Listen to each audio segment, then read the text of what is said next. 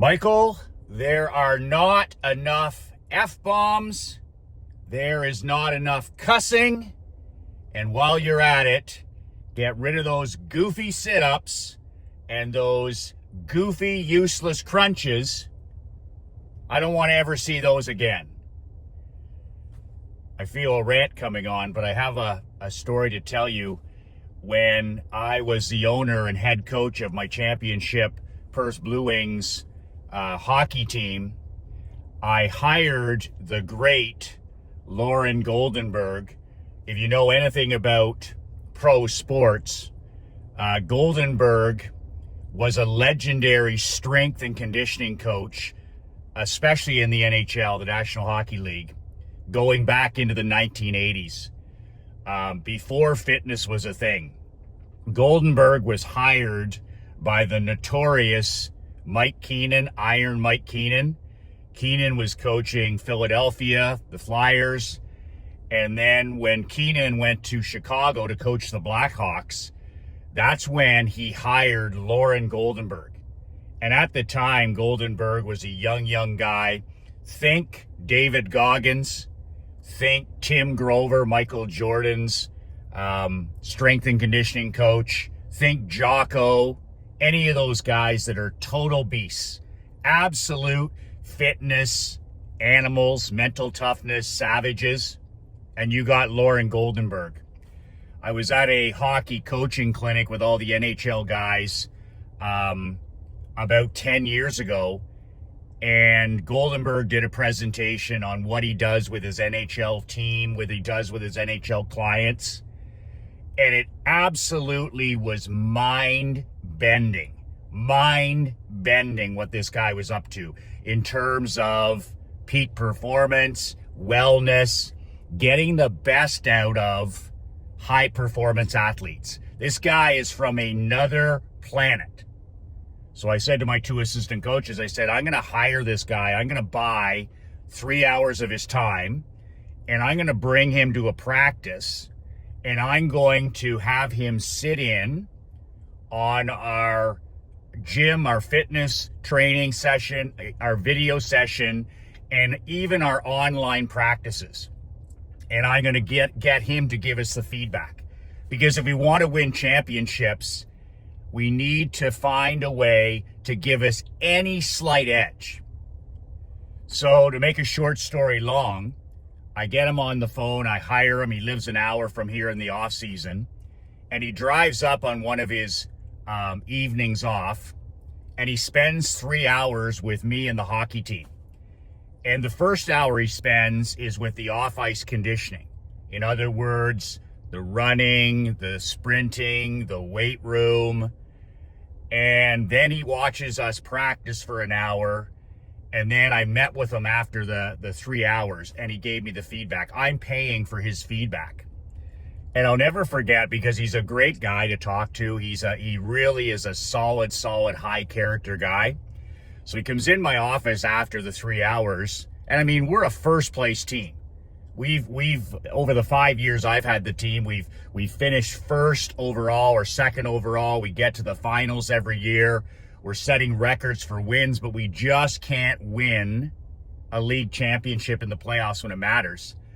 So Lauren comes in, he sits down, he says, all right, he says, you paid for the truth, clear as kind. So he said, Michael, from watching the weight room, from watching the off-ice conditioning today, from watching the on-ice practice, he said, if I stuck a barometer up most of your athletes' asses, he said it would read about 50%. 50%. So your athletes, even though they think they're working hard, especially off the ice, if I stick a barometer up their ass, the reading's 50%. They have 50% more to give, and they don't even know it. So he said that standard will come from you. That's the Navy SEALs rule, where when your brain, and this is important, when your brain tells you that you're done, when your brain tries to trick you into thinking you're tired, you're fatigued, you have no more to give, that's what the SEALs rule is. You got 60% minimum to go. You still have 60% left in the gas tank. because our brains try to trick us. Our brains try to fool us. So around 40%, most people give up or they stop when you have 60% left fuel in the tank. So Goldenberg was like, Michael, your guys are working hard, but they're only working to 50% capacity, and their brain is telling them, which is natural, this isn't new, that it's time to give up, that they've done a good job, that they're out of gas, when he says they have 50% more to give. So he says right off the bat, that's the standard that you need to now, okay, we're at 50%, we want to get to 80, we want to get to 90. So he sits there and he says to me, he said, secondly, he says, your weight room, he says, it's like you're running a Sunday school. He says, where's the cussing? Where's the F-bombs? He says, I see that in practice with you. I see that in your video sessions. I see that in your team meetings. But he says, this goes back to intensity. And then he told me something that I'd never heard in my entire 35 years as an entrepreneur, as a hockey coach, as an athlete. I'd never heard this before. He goes, Michael, you're going to laugh at this.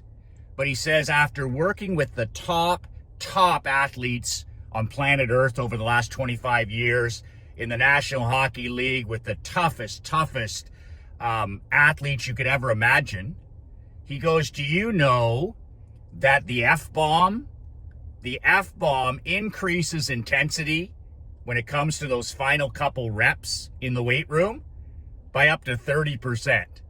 He says, so I had a rule in Chicago. I had a rule, okay, in St. Louis with the Blues when I was with Keenan. When you're in the weight room, those last couple reps or those whatever it is, he says, I want to hear lots of cussing. I want to hear lots of F-bombs because I want that last 30%.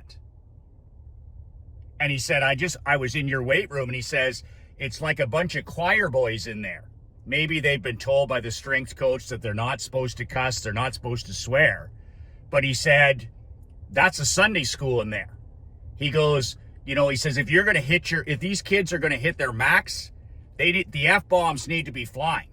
He says, we're trying to win a championship here. We're not trying to run a Sunday school or, he says, this is the time to get that 30%. And I've never forgot that rule since, where if a person's cussing or using an F-bomb in a workout or a training or even on the ice, chances are you're getting their absolute best. So he says that weight room, he says that's a bunch of pussies. He said, he says that's a bunch of saints. And he said, you've got a bunch of candy asses in there, and it starts with you. So he says, fix that, number two. He says, on the ice, you've got that intensity, right? Guys are giving you 80, 90, 95%. In the weight room, he says, that's a completely different culture.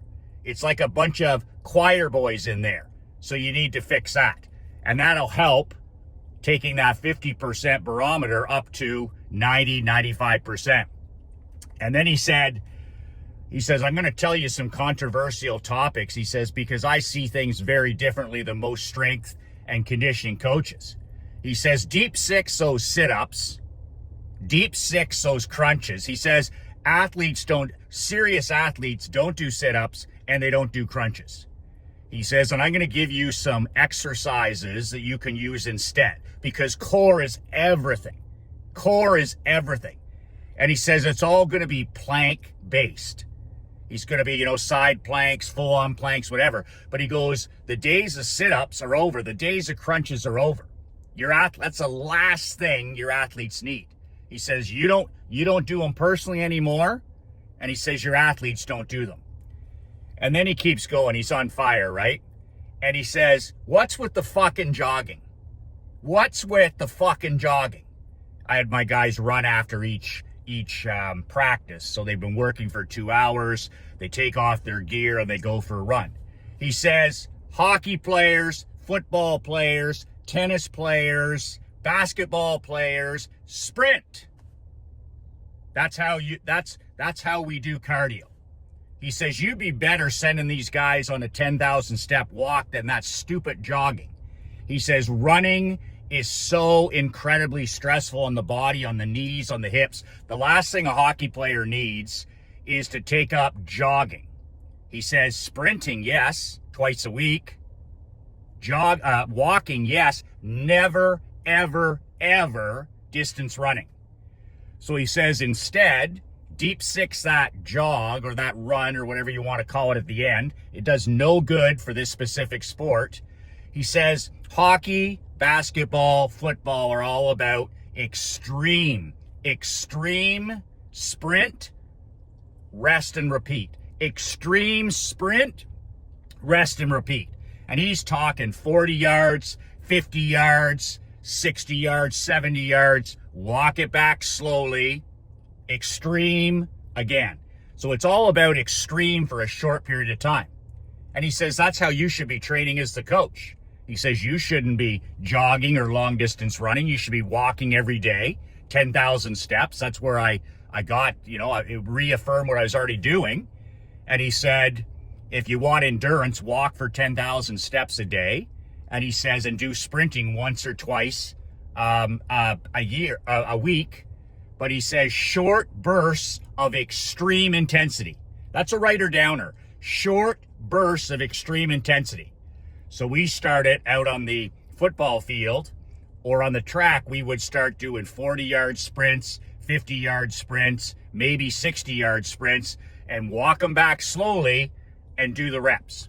But that was the end of our jogging. That was the end of our long distance running, which the guys hated. Anyway, so it was just amazing to see how it's so critical to do less, but do better. Like he literally cut our time in the weight room, off ice training. He literally cut it by 50%, but our intensity went from 50% up to 80, up to 90. And it just took a guy coming in with those standards, those high intensity standards, those Navy SEAL standards to say, Michael, you're only getting 50% out of these guys, and the 50% you're getting, you're not training your body and your mind correctly. And that's the power of investing in the world's best. Like I consider Lauren Goldenberg one of the best strength and fitness coaches in the sport of hockey, if not all sport combined. Like he's up there with Tim Grover. And it wasn't long after we made these changes that we lifted our first Barclay Cup championship in 23 years. Think of that. It took 23 years for a small community like us to beat the big city teams, the big programs, and we did it a few months later. But we turned on a dime. We pivoted on a dime. And it wasn't about what we started doing. It was more of what Goldenberg said to stop doing. Stop that jogging, stop that distance running, okay, stop this, stop that, stop this, and replace it with these 2 or 3 things. Stop the sit-ups, stop the silly crunches. And it was just amazing that, a guy like that, he's just, his intensity, and it's all about the slight edge. He said, Michael, he says, this is going to come down to a game 7, maybe double overtime. And what he was preaching and what he was teaching is that slight edge. That slight edge. Winning comes down to these tiny, tiny slight edges in business, in life, in sports. And a guy like that, when you invest in that type of feedback, and it was a bucket of ice cold water in my face. It was literally one of those hot red pokers in the eye, where I thought we were working hard with a top program in junior hockey. And a guy like that walks in and he's like, you can do a lot better. You can do a lot better. So speaking of taking everything to the next level, I put together this 1-page make shit happen productivity hot sheet. It's 1 sheet. And this is the sheet that I've been using for the last 25 years to literally double my income and to work 10 hours less per week. That's not hard to do. That's not as hard to do as you think. So I went from working a death dealing 80, 90 hours a week 20 years ago, 25 years ago, to now working anywhere from 1 to 5 hours a day. And I've been able to accomplish that with this simple one-page checklist that keeps me on track. When all the noise and the distractions and all that stuff happens in my life, that sheet, I print off 7 of them every week, keeps me on task. I used to think I was so lazy. I was like, I'd wake up with all these goals for the day, and then I ended up playing defense, and I ended up, instead of focusing on the important, I was focusing on the urgent. I became a slave to my businesses. I became a slave to my hockey team. I became a slave to my phone, and I was majoring in minor things. But the day everything changed for me is when I started majoring in major things. And that checklist was the way to do it. And it's just one simple page. And you can download it at the link below. And I wasn't lazy. I was like you. I wasn't lazy. There was too much noise. There was too many distractions. And as soon as that checklist gave me structure and it gave me accountability, everything changed for me. Everything changed. It wasn't even about time management. It was about mind management. It was about understanding that, okay, this is my game plan, like an NFL head coach or a college. This is the game plan that works for me. And I'm going to run this every day. When my feet hit the floor, I'm going to run this every day. And you don't need to use all this stuff on here. This is just a snapshot of my day. And you can pick and choose what works for you. That's perfectly okay. But this is 25 years of time and energy management. And you know what works for me. So the link is below. I charge $7 for that. What is that? That's like a sugar coffee at that goofy Starbucks, or a couple of cups of coffee. But the reason I charge for that is the more you pay, the more you pay attention. When I hired Lauren Goldenberg, that cost me thousands of dollars, thousands and thousands of dollars, because for his expertise, for his 3 hours. So I paid attention. I took that seriously. The more you pay, the more you pay attention. So it's pocket change. It's $7, but it makes you take it serious. It makes you print it off. It makes you read it. It makes you study it. It makes you implement it. I don't want anything free in my life. I always have a saying now in 2025, free is the new expensive. Free is the new expensive. Somebody says to me, they're like, Michael, I'm going to send you a copy of my new book. I'm like, tell me what the website is. I'll buy it and I'll read it. Because people used to send me free this, free that, free copies of their books, free copy. You don't value it because you're not financially in. The more you pay, the more you pay attention. When I was in Bill Glazer's $30,000 a year mastermind, do you think I took those meetings seriously? My guys that are in my $30,000 mastermind and my $10,000 mastermind, those are the best men in the world to work with, because they're all in, all the way. They're taking things very, very seriously. The more you pay, the more you pay attention. So I invite you to download that one page, Get Shit Done, Make Shit Happen, same thing, hot sheet. Pay the $7, invest in yourself, and start majoring in major things. And start blocking out the distractions, start blocking out the noise. Work on doubling your income over the next year, and work on working 10 hours. What would you do with 10 hours less a week? That's time to go to the gym. That's time to walk. That's time to read. That's time to write. That's time to spend with your queen. That's date nights. That's time with your children. That's time to think. 10 hours a week. That's 40 hours. That's not hard to do. That's what I was able to do. If I could do it, anybody can do it. The one-page checklist is below at the link. 2 words that changed my life. 2 words that can change yours. Be relentless.